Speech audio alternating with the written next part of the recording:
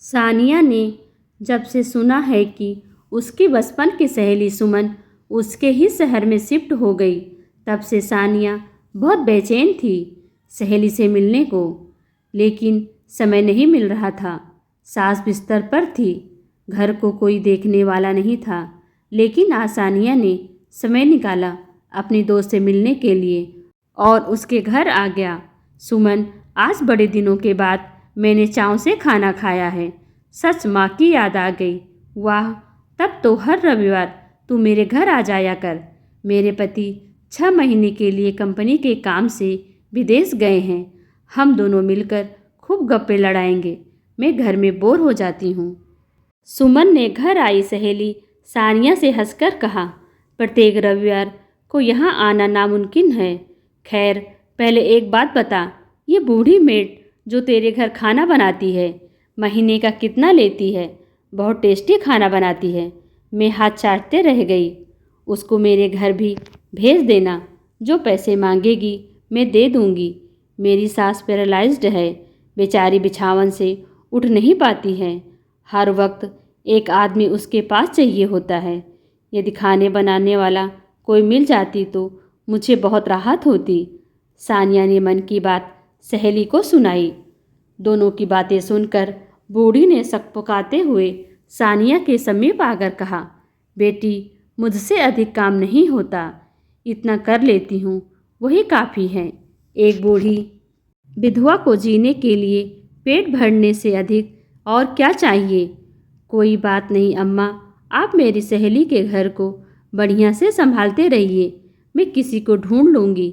सानिया ने सुमन से कहा, अब मुझे जाने दे, शाम होने वाली है। घर जाने के लिए सानिया उतावली हो गई। अरे, आज तो रुक जा, मेरा मन नहीं भरा। नहीं, मेरी सास मेरा इंतज़ार कर रही होगी। वो सिर्फ मेरे हाथ से दवा खाना पसंद करती है। अपने बेटे से कहती है, तू बहुत हड़बड़ाकर दवा खिलाता है। बहू देख, कितना बढ़िया बच्चों की तरह फुसलाकर मुझे दवा खिलाती है। तभी सिसकने की आवाज़ आई। ओह, क्या हुआ आपको? बताइए अम्मा। सानिया ने उसके आंसू देखे नहीं गए।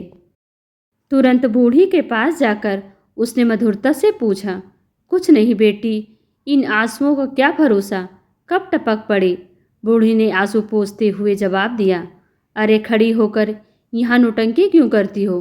जाओ, जल्दी से काम निपटाओ, रसोई में बहुत काम पड़े हैं।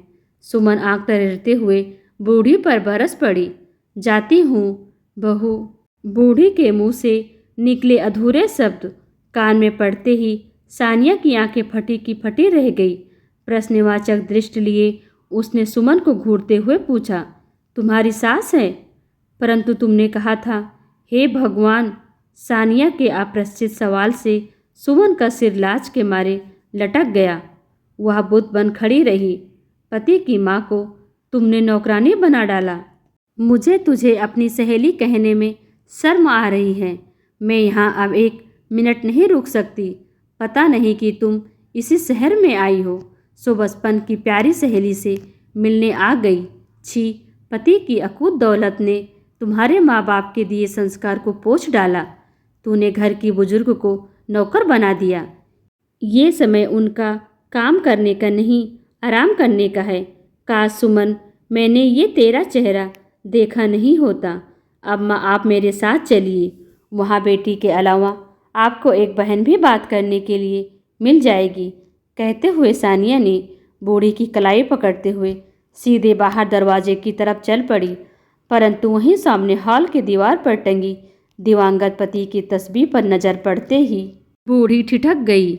बाहर से आ रहे तेज हवा के झोंकों के कारण फोटो धड़ाम से गिर गया। उसका शीशा चकनाचूर हो गया, लेकिन कागज़ की तस्वीर पर खरोंच तक नहीं आई।